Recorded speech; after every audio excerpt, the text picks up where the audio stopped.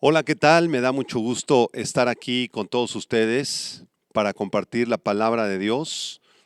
Es una bendición poder reunirnos y congregarnos a través de los medios electrónicos que en este siglo XXI nos conectan a todos de una manera maravillosa y sorprendente. Así que sean todos bienvenidos.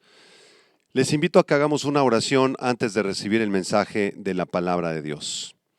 Señor, te damos gracias porque podemos predicar tu palabra con libertad, podemos compartir las buenas noticias del Evangelio, Señor, y extender el reino que te pertenece a ti, Señor, en toda la tierra. Te pedimos que tú nos hables, que abras los ojos de nuestro entendimiento y nuestros oídos espirituales para comprender las verdades acerca del cielo, Señor. En el nombre de Cristo, amén. Vamos a abrir nuestras Biblias, por favor, en el libro del Apocalipsis. Apocalipsis capítulo 4, en un tema que se titula Un viaje al cielo. Esta es la primera parte de este tema titulado Un viaje al cielo. Y vamos a leer todo el capítulo 4, es un capítulo corto, en donde Juan describe cómo es el cielo, qué hay en el cielo y cómo ocurre el gobierno de Dios en las esferas celestiales. Vamos a leerlo, Apocalipsis 4, dice así. Después de esto miré, y he aquí una puerta abierta en el cielo. Y la primera voz que oí, como de trompeta, hablando conmigo, dijo: Sube acá, y yo te mostraré las cosas que sucederán después de estas. Y al instante yo estaba en el Espíritu, y he aquí un trono establecido en el cielo, y en el trono uno sentado, y el aspecto del que estaba sentado era semejante a piedra de jaspe y de cornalina, y había alrededor del trono un arco iris, semejante en aspecto a la esmeralda. Y alrededor del trono había 24 tronos, y vi sentados en los tronos a 24 ancianos, vestidos de ropas blancas, con coronas de oro en sus cabezas. Y del trono salían relámpagos, y truenos, y voces, y delante del trono ardían 7 lámparas de fuego, las cuales son los 7 espíritus de Dios. Versículo 6. Y delante del trono había como un mar de vidrio, semejante al cristal, y junto al trono y alrededor del trono 4 seres vivientes, llenos de ojos delante y detrás. El primer ser viviente era semejante a un león, el segundo era semejante a un becerro, el tercero tenía rostro como de hombre, y el cuarto era semejante a un águila volando. Y los 4 seres vivientes tenían cada uno 6 alas, y alrededor y por dentro estaban llenos de ojos, y no cesaban día y noche de decir: Santo, santo, santo es el Señor Dios Todopoderoso, el que era, el que es y el que ha de venir. Y siempre que aquellos seres vivientes dan gloria y honra y acción de gracias al que está sentado en el trono, al que vive por los siglos de los siglos, los 24 ancianos se postran delante del que está sentado en el trono y adoran al que vive por los siglos de los siglos, y echan sus coronas delante del trono, diciendo: Señor, digno eres de recibir la gloria y la honra y el poder, porque tú creaste todas las cosas y por tu voluntad existen y fueron creadas. Existe actualmente un interés, una fascinación, tanto en cristianos como en incrédulos también, con lo relacionado a la vida después de la vida. Así vemos como en revistas, en artículos del periódico, en programas de radio y de televisión se anuncian programas que tratan de explicar lo que va a ocurrir después de la muerte del ser humano. Un buen ejemplo de ello es el reciente libro Life After Death, The Evidence, del autor Dinesh D'Souza, La vida después de la muerte y sus evidencias.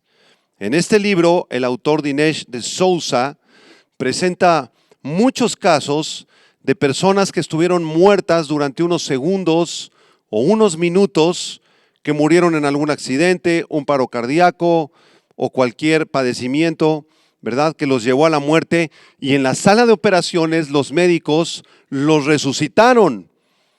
Y después de la resurrección que ellos tuvieron, ellos dan testimonio que en el momento de su muerte se salieron de su cuerpo, y solamente hay dos clases de testimonios. Algunos, ¿verdad?, después de la muerte sentían que iban hacia la presencia de Dios, y otros que iban hacia el centro de la tierra. Muchas personas que profesan ser cristianas también dicen haber visitado el cielo y regresado para contar sus experiencias. Hay varias películas y personas que afirman que han visitado el cielo o el infierno. Hay videos en las redes sociales. Recuerdo un video recientemente de un grupo de 7 jóvenes colombianos que afirmaron haber sido llevados personalmente al infierno y después al cielo en una visión. ¿Serán estos testimonios ciertos? ¿Por qué hay tanto interés en la humanidad por saber qué hay después de la muerte? Los seres humanos fuimos creados con un sentido de eternidad. Sabemos de forma instintiva que no es todo en esta vida y que después de la muerte hay vida o hay muerte eterna. Bueno, la mayoría de estos testimonios, ¿verdad?, deben ser puestos en duda, porque no tenemos ninguna confirmación de que estas personas realmente hayan ido al cielo o hayan ido al infierno, como los jóvenes colombianos que afirmaron estas cosas.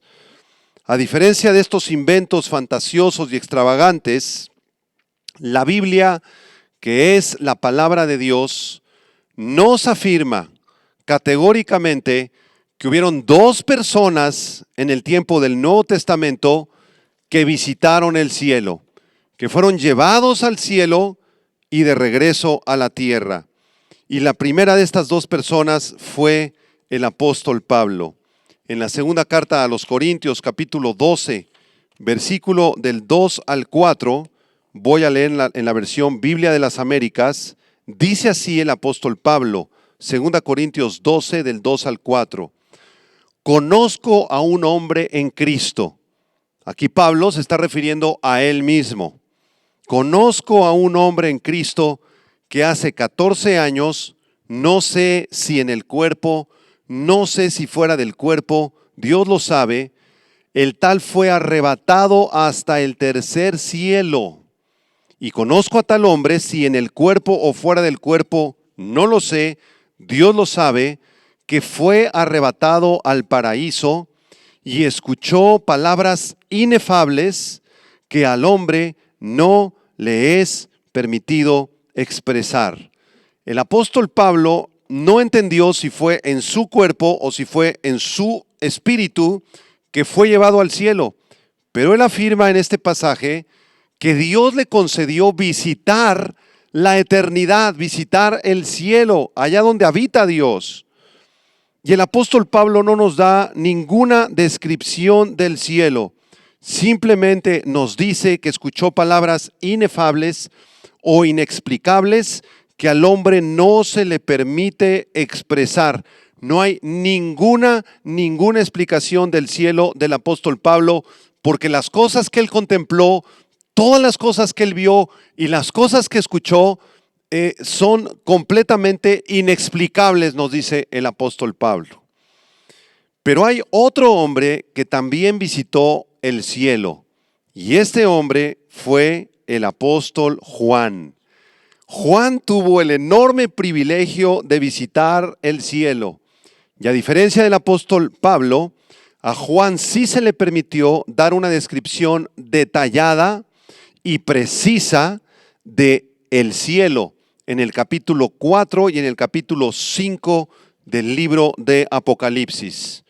Es interesante que aunque en la Biblia se menciona el cielo en más de 500 ocasiones, tanto en el Antiguo como en el Nuevo Testamento, no hay una descripción más completa, más detallada y más hermosa del cielo que la que nos da Juan aquí en el capítulo 4 y 5 del libro del Apocalipsis.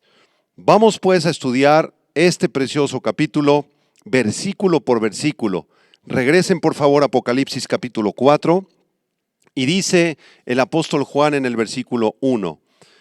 Después de esto, miré y he aquí una puerta abierta en el cielo, y la primera voz que oí como de trompeta hablando conmigo dijo: sube acá y yo te mostraré las cosas que sucederán después de estas. Por favor, pongan atención en la expresión después de esto. Después de esto miré, dice el versículo 1. ¿A qué cosa se refiere Juan en el versículo 1? Se refiere a toda la visión anterior que tuvo de las 7 iglesias del Apocalipsis. Recordemos que el Señor Jesucristo le envía o inspira a Juan para que él escribiera estas 7 cartas a las 7 iglesias del Apocalipsis. A la iglesia de Éfeso, a la iglesia de Esmirna, a la iglesia de Pérgamo, de Teatira, de Sardis, de Filadelfia y la Odisea. Y es interesante que cada una de estas 7 iglesias del Apocalipsis representa un periodo en el desarrollo del reino de Dios a lo largo de estos 21 siglos. Entonces, toda esa sección de las 7 cartas de las iglesias del Apocalipsis representan desde el Pentecostés, cuando se funda la iglesia cristiana, hasta las últimas 2 iglesias que son Filadelfia y la Odisea. Filadelfia representa la iglesia de los cristianos fieles de los últimos tiempos que están listos para irse con el Señor en el arrebatamiento. Y la Odisea representa a los cristianos apóstatas, aquellos cristianos falsos que estaban autoengañados y que se quedarán aquí en la tierra en el tiempo de la tribulación. Así que en Apocalipsis 4:1 Juan dice: después de esto, después de esta revelación de las 7 iglesias, miré, dice Juan, y he aquí una puerta abierta en el cielo. Esta puerta abierta en el cielo es parecida a la puerta que vio el profeta Ezequiel. En Ezequiel capítulo 1, verso 1, dice Ezequiel que los cielos se abrieron y vio visiones de Dios. Y también esta puerta es como la que vio Esteban cuando lo estaban apedreando en Hechos 7:56, y Esteban se pone de rodillas y dice la Biblia que vio al Señor Jesús, y en ese momento Esteban fue apedreado hasta la muerte. Así que esta puerta celestial que ve el apóstol Juan es una puerta que está abierta, y en el idioma original, en griego, dice que esta puerta fue dejada abierta hasta la llegada de Juan. No es que Juan llegó al cielo y tuvo que esperar ahí un tiempo hasta que le abrieran la puerta, sino que Dios ya había preparado de antemano la llegada de Juan. La puerta ya se encontraba abierta con anticipación para que Juan pudiera acceder al cielo. Así es que de esta manera se le permite el acceso al apóstol Juan a la presencia de Dios, al tercer cielo, el lugar de la habitación de Dios. Debemos recordar que la Biblia nos enseña que hay o existen 3 cielos. El primer cielo corresponde a la atmósfera terrestre, con sus 5 capas que tiene esta atmósfera terrestre. La primera es la exósfera, hasta 17 kilómetros, la segunda la estratosfera, hasta 50 kilómetros, la tercera la mesósfera, donde se forman las tormentas y las nubes, hasta los 85 kilómetros, y las últimas capas son la mesósfera, la termósfera y la troposfera, que es la última de las capas, que puede llegar hasta los 10,000 kilómetros. Esta última capa de la atmósfera terrestre tiene una densidad muy baja, ¿verdad? Pero todavía ahí hay cierta gravedad. Es ahí donde orbitan los satélites que se envían al espacio en la troposfera. Entonces, todas estas capas del planeta Tierra conforman el primer cielo. El segundo cielo está conformado de las capas que siguen después de la troposfera, que corresponden al espacio exterior. Es en el segundo cielo donde se encuentran los planetas, las estrellas, las novas, las supernovas, las galaxias, los agujeros negros y todos los cuerpos celestes del espacio exterior. Ese es el segundo cielo.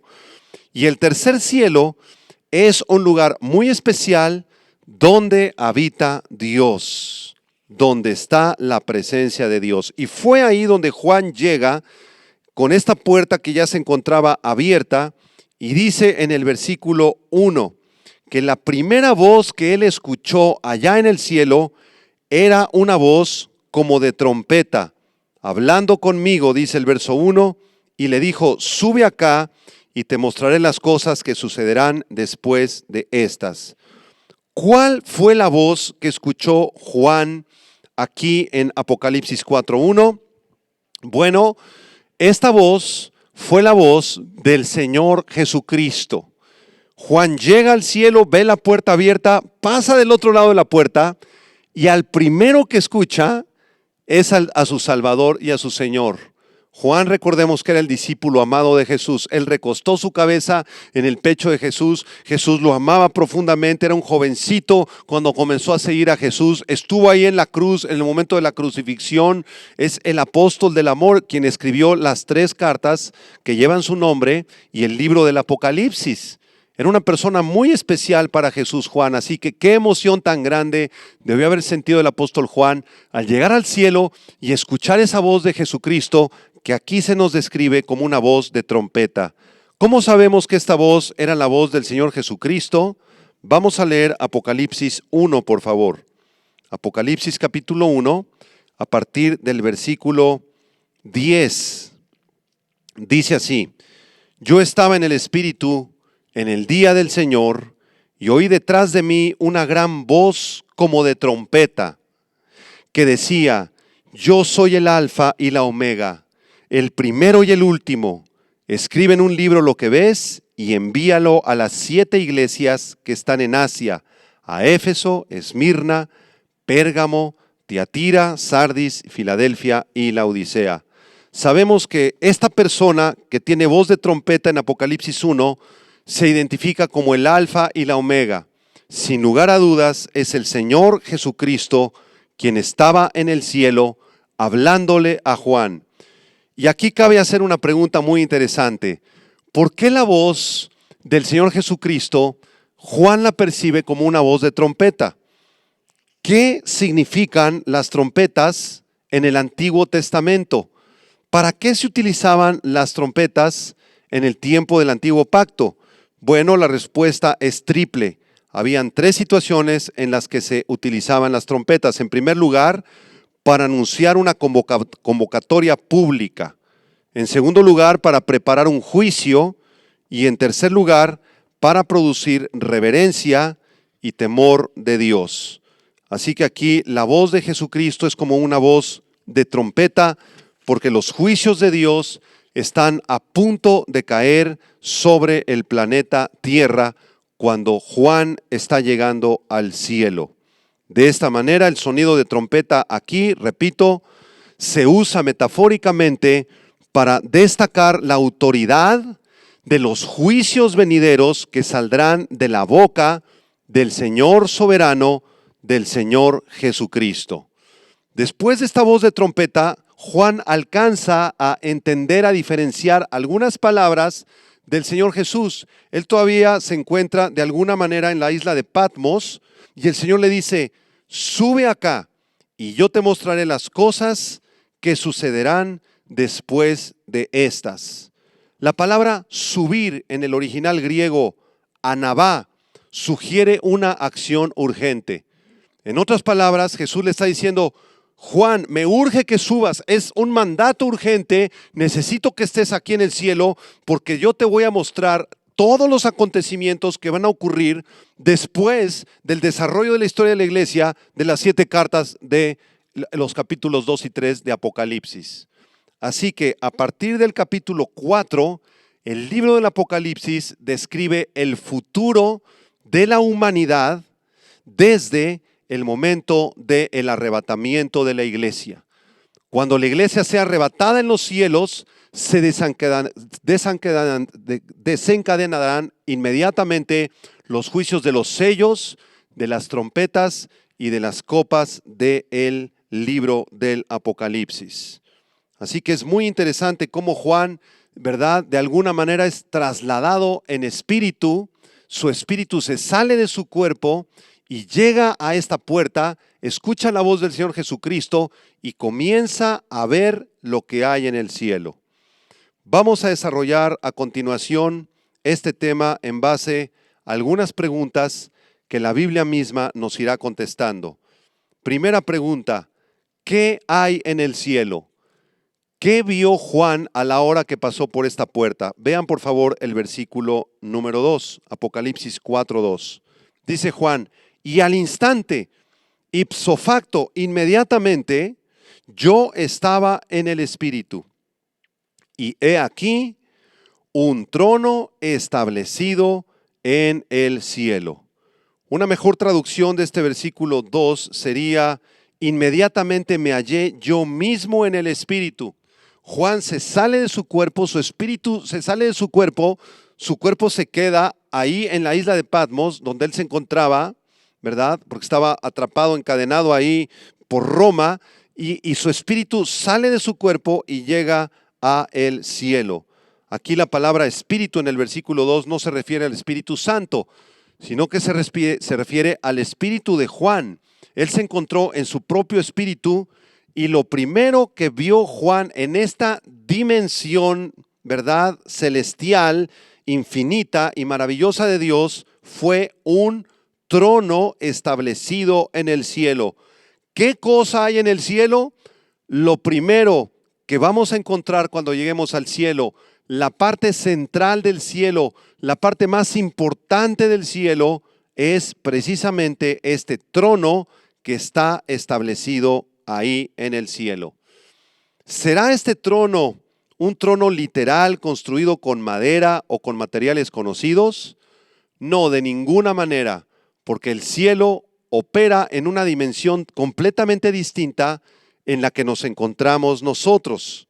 Entonces, el hecho de que en el cielo haya un trono se refiere precisamente al poder, al gobierno y a la autoridad soberana de Dios. Es un trono simbólico desde donde está gobernando Dios con su poder, con su autoridad y con su soberanía. Y es muy importante definir las funciones del trono de Dios en el cielo. Para ello les voy a pedir que vayamos por un momento a el libro de los Hebreos, capítulo 4, versículo 15.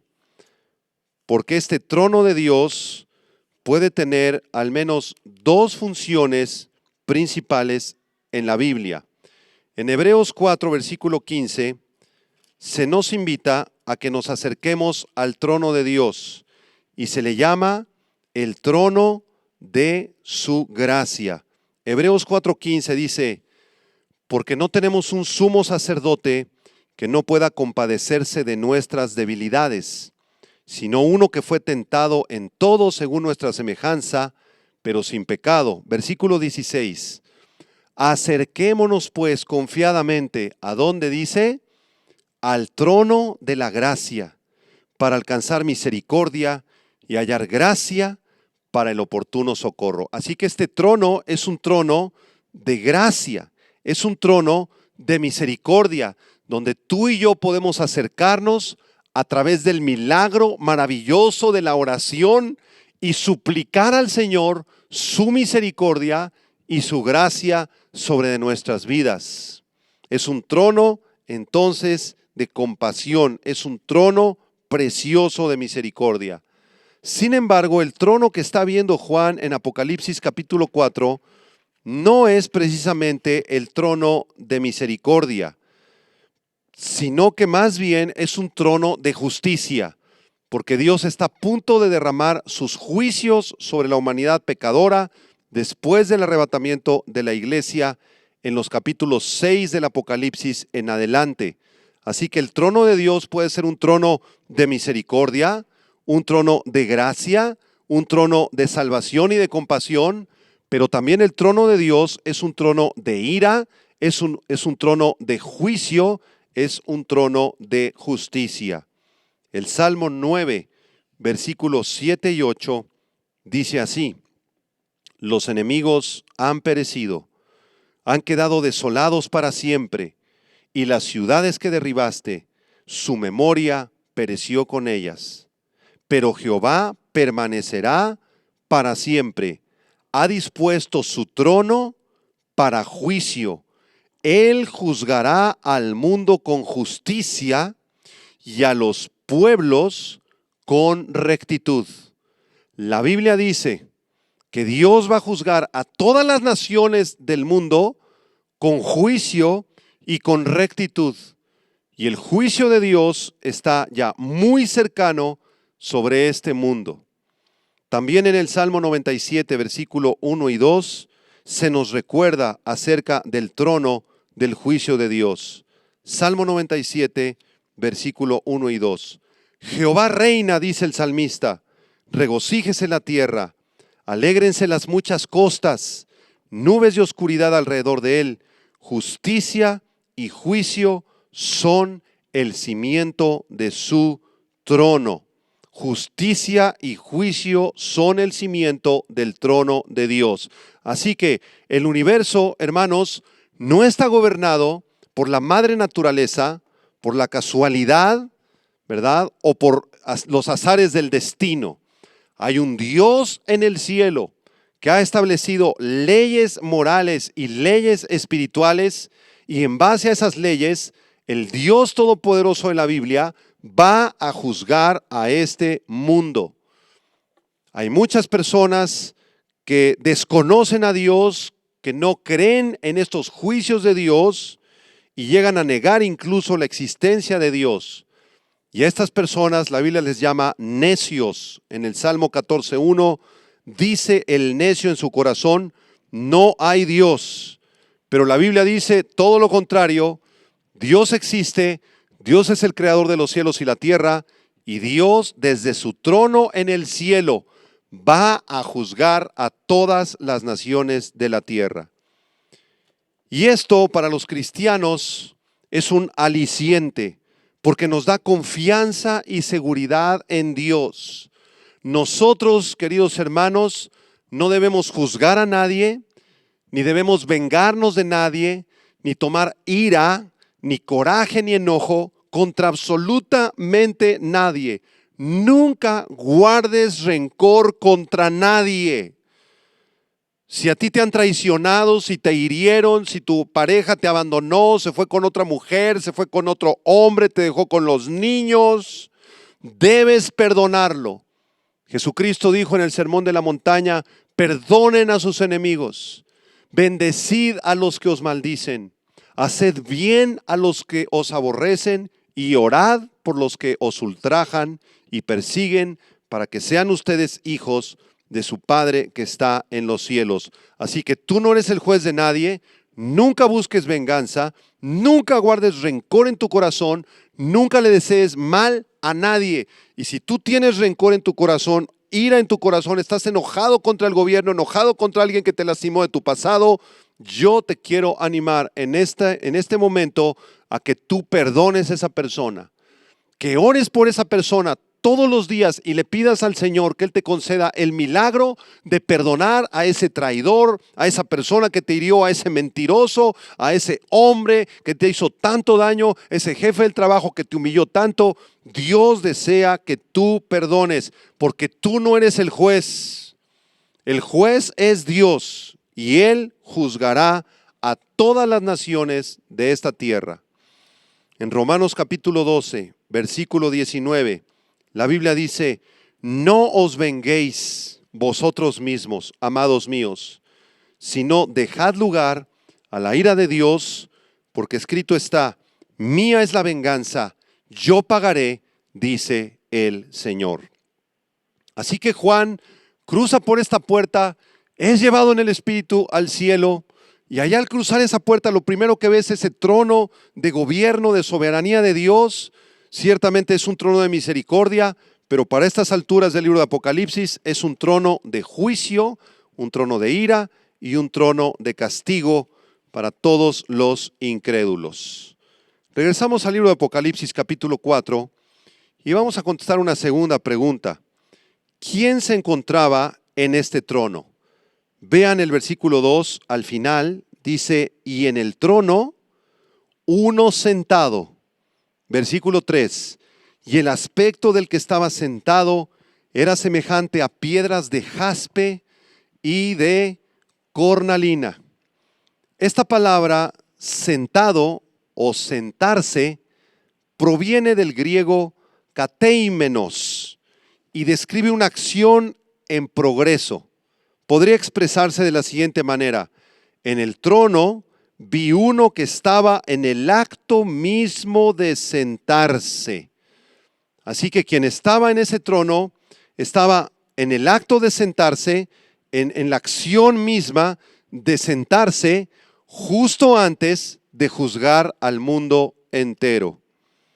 Aunque no se nos dice el nombre de quién estaba en el trono, nos resulta muy claro que en esta silla del trono, en este lugar donde el que se estaba sentando estaba en el acto mismo de sentarse, esa persona es sin duda alguna el Señor Jesucristo.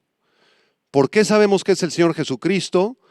Porque en el Evangelio de Juan capítulo 5 versículo 22, el Señor Jesucristo dijo: porque ni aun el Padre juzga a nadie, sino que todo juicio se lo ha confiado al Hijo. Así que este versículo es muy revelador, porque aquí Cristo nos dice que el juicio no lo ejecutará Dios, sino que será el Hijo, Jesucristo, el que juzgue a todas las naciones desde el trono. Así que esta visión del juicio de Dios es maravillosa, es muy reveladora y nos expresa que quien está sentado en esa silla es Dios mismo en la persona de Jesucristo. Hay otros profetas en el Antiguo Testamento que tuvieron visiones semejantes de alguien sentado en un trono para juzgar a las naciones. Por ejemplo, el profeta Isaías, en el capítulo 6, versículo del 1 al 5, tuvo una visión del cielo y vio ahí a alguien sentado. Dice Isaías 6, versículo 1, que en el año que murió el rey Usías, vi yo al Señor sentado sobre un trono alto y sublime, y sus faldas llenaban el templo.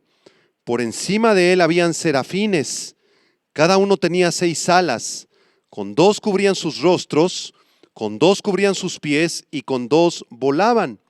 Y el uno al otro daba voces diciendo: Santo, santo, santo, Jehová de los ejércitos, toda la tierra está llena de su gloria. Y los quiciales de las puertas se estremecieron con la voz del que clamaba, y la casa se llenó de humo. Entonces dije: ay de mí que soy muerto, porque siendo hombre inmundo de labios y habitando en medio de pueblo que tiene labios inmundos, han visto mis ojos al Rey, Jehová de los ejércitos. Así que aquí Isaías ve al Señor en ese trono alto y sublime, y lo ve rodeado de estos seres maravillosos, angelicales, llamados serafines, y estos seres maravillosos estaban volando alrededor del trono, ¿verdad? Tenían 6 alas, con 2 alas cubrían sus ojos para no ver al Señor por el temor reverente y santo que le tenían. Con 2 cubrían sus pies, expresando que estaban listos para servirle en lo que Él necesite, y con 2 están volando también, ofreciendo su adoración y su servicio a Dios.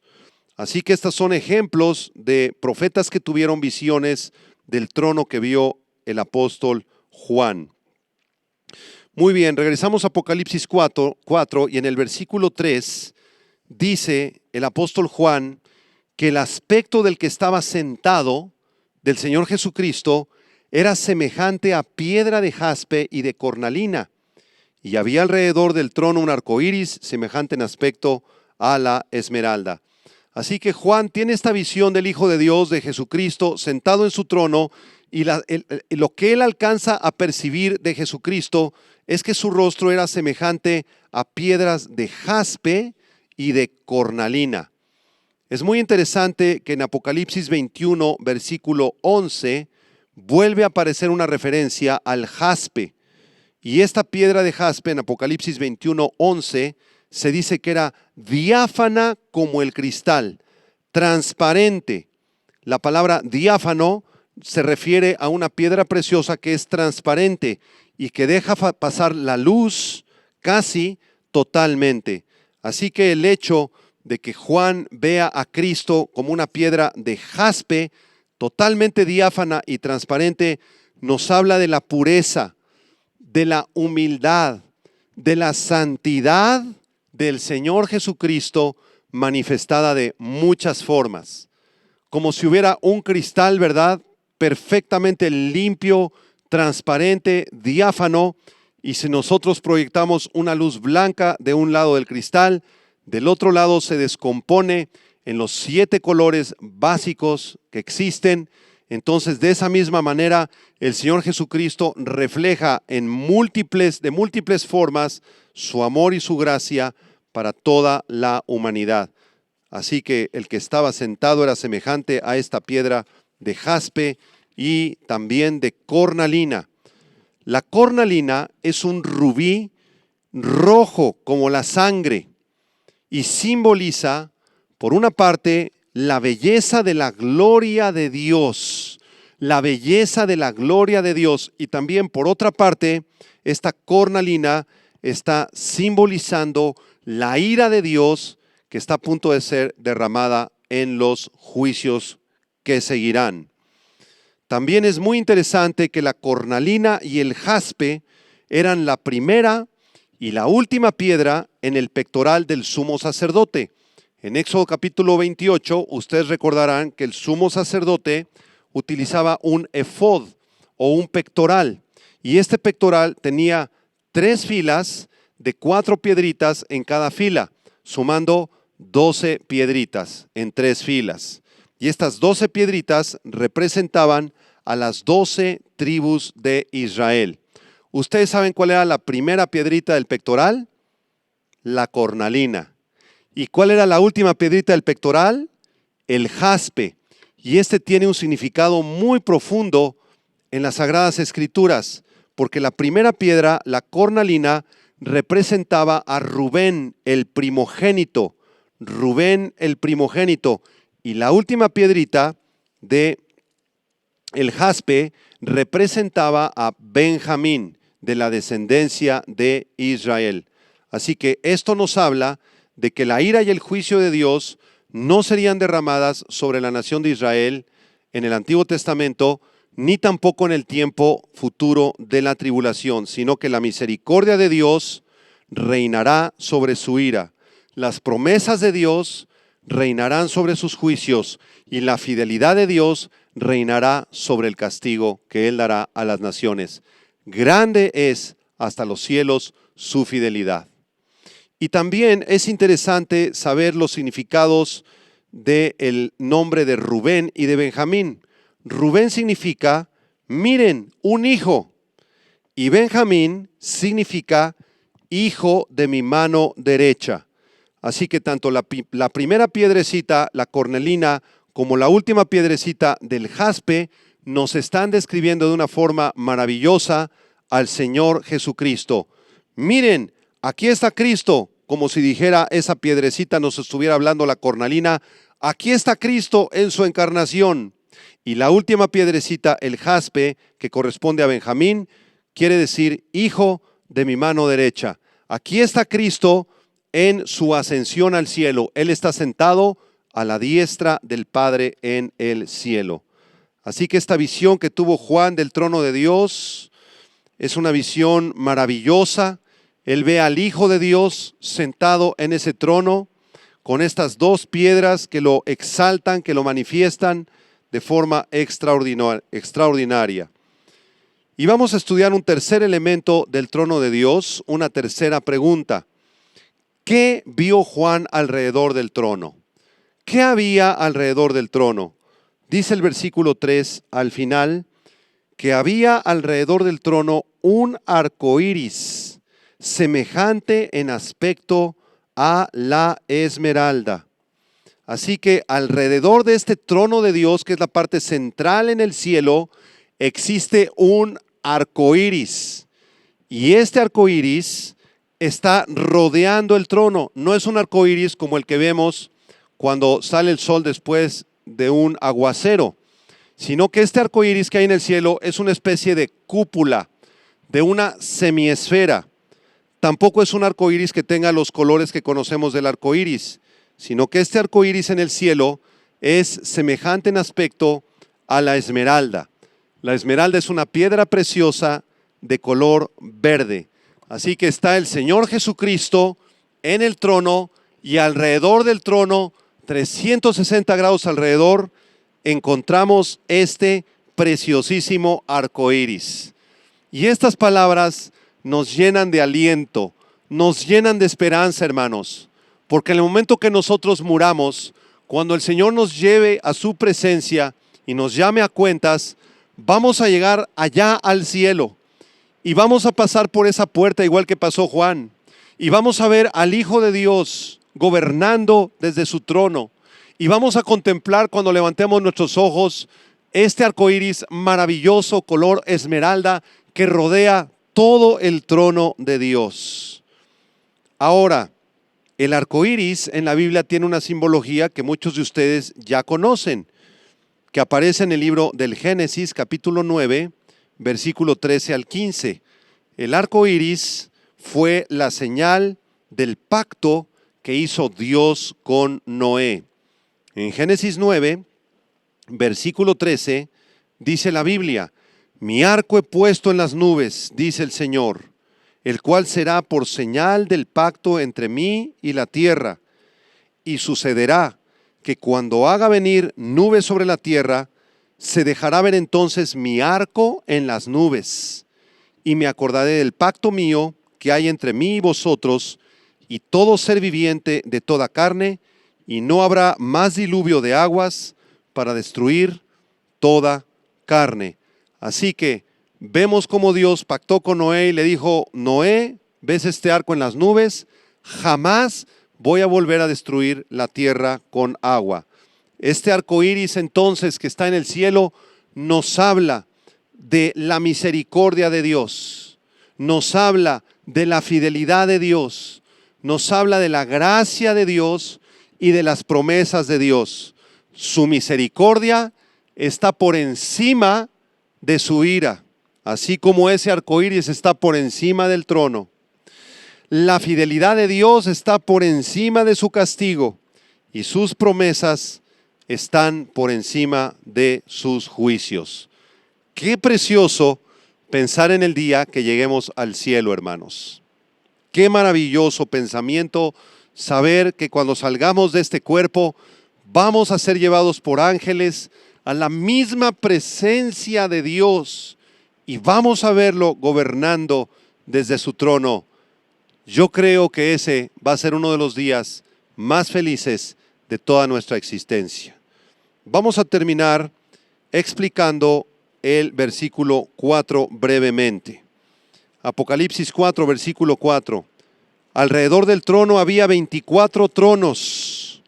Y vi sentados en los tronos a 24 ancianos, vestidos de ropas blancas, con coronas de oro en sus cabezas.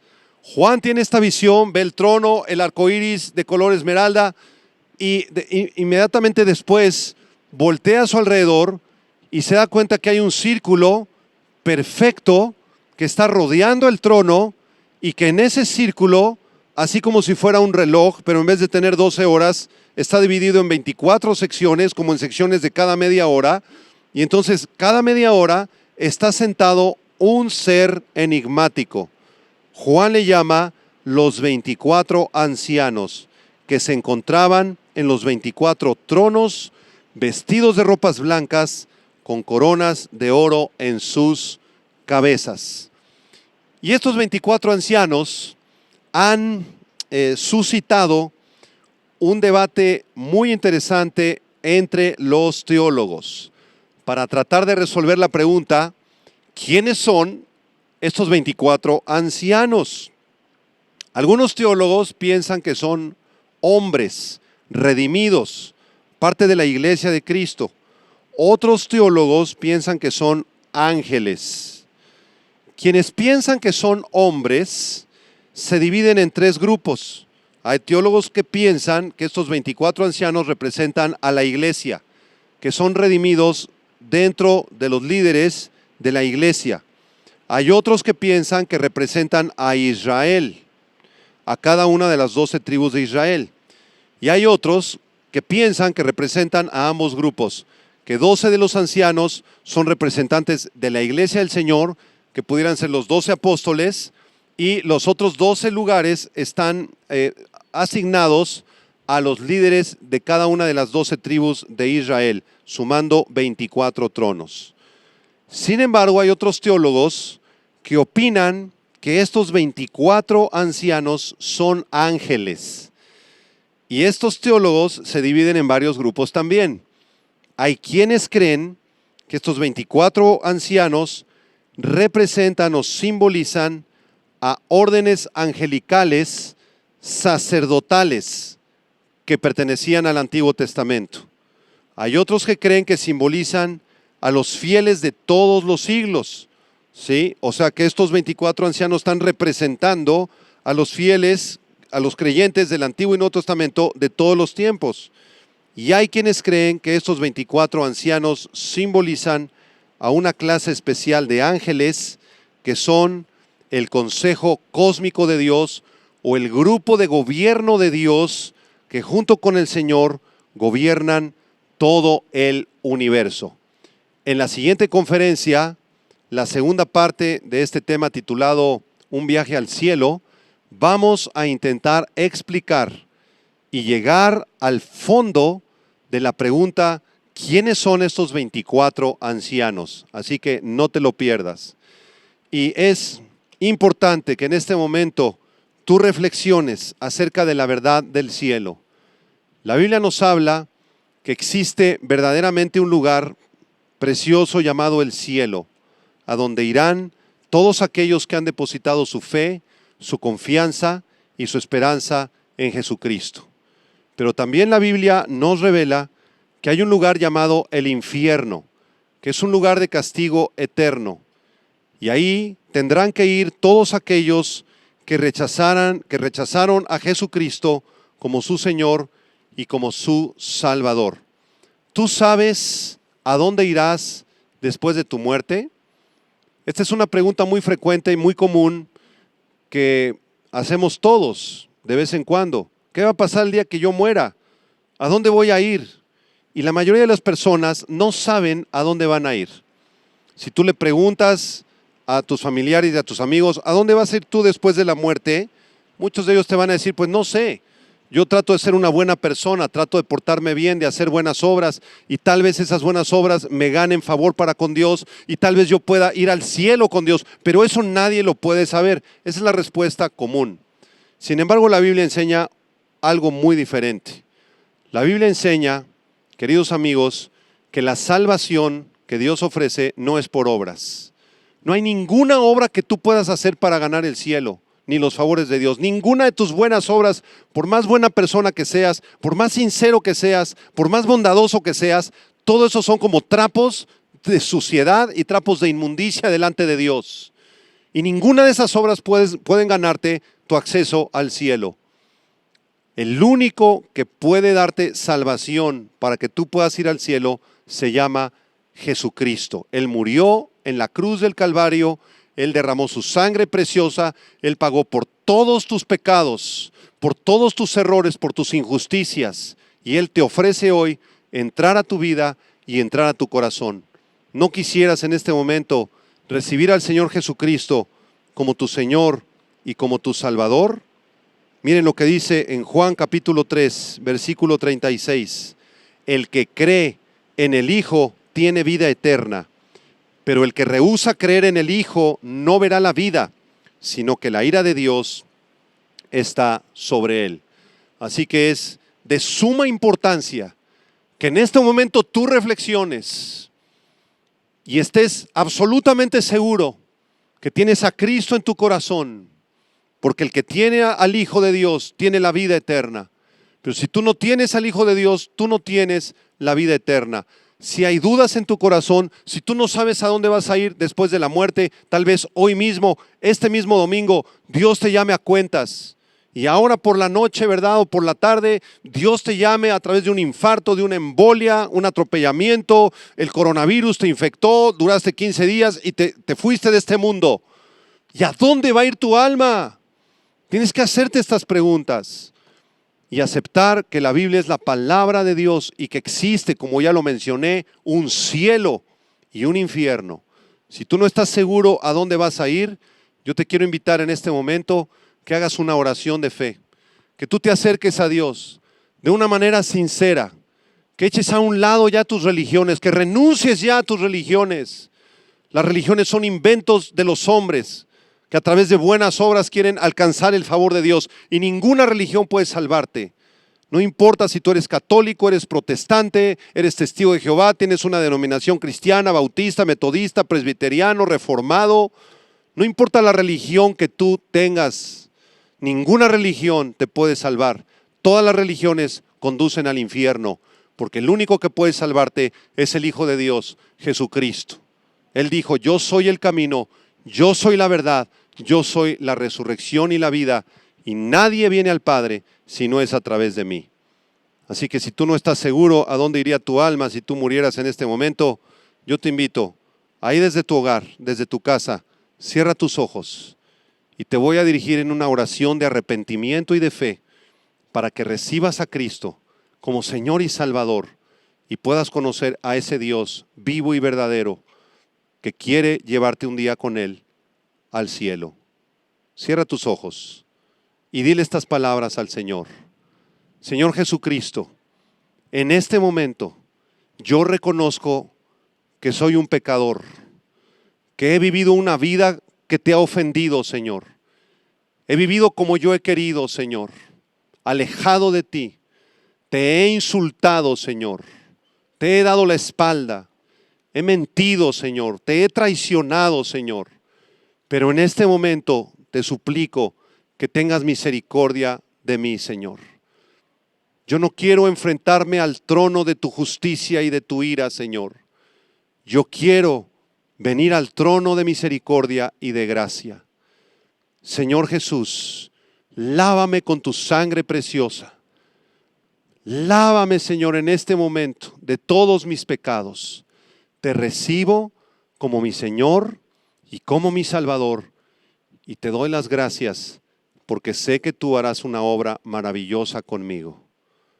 En el nombre precioso de Cristo Jesús. Amén y amén. Si tú has hecho esta oración, te queremos pedir que nos pongas un comentario ahí en las redes sociales, que nos des tu nombre y de dónde nos estás escribiendo para poder orar por ti. Y te invitamos a que nos sigas en las redes sociales, en todas las transmisiones de este ministerio precioso, Vida Nueva para el Mundo, en nuestra página de Facebook, Vida Nueva para el Mundo, también en nuestra página de YouTube y de Instagram. Estamos transmitiendo todos los días estudios bíblicos para jóvenes, para jovencitas, para varones y para toda la familia a través de la reunión dominical. Así que les damos gracias a todos los que nos han seguido y les pedimos que sigamos firmes, confiando y esperando en el Señor, porque el Señor Jesucristo viene muy pronto por su iglesia. Que Dios les bendiga y muchas gracias por haber escuchado esta conferencia.